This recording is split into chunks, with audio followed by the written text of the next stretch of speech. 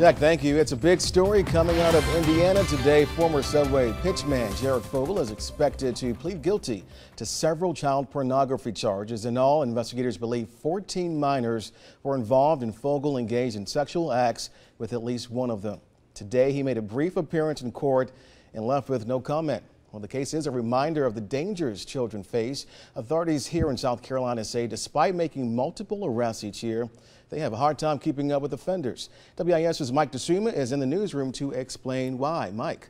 Well, in South Carolina, Attorney General Alan Wilson told me today, in short, child pornography continues to be, quote, a real and present danger here in the Palmetto State. In the past decade, more than 500 people have been arrested for some form of child pornography. That's come in the form of either making it, sharing it, or downloading and viewing it. Now, Wilson says what has made the efforts of law enforcement more difficult is keeping up with the trends that some offenders are using to actually reach out to kids. There was a time, he says, where chat rooms were the biggest tool offenders would use to talk to children online.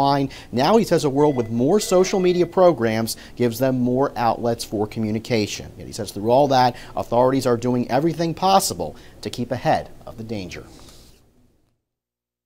People who view child porn as a victimless crime, I've got another thing to say to you. It is not.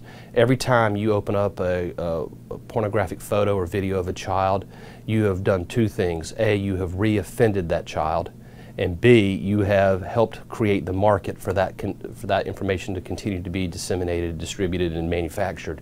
Now, the Attorney General's office has an Internet Crimes Against Children task force. It's currently working with 75 agencies statewide to track predators online. Wilson says, as always, another part of keeping kids safe has to come from parents and guardians. There is a tip line you can call if you suspect your child has encountered someone suspicious online. That number is 1-800-843-5678. The number, once again, is 1-800-843-5678. In the newsroom, Mike DeSuma, WIS News 10.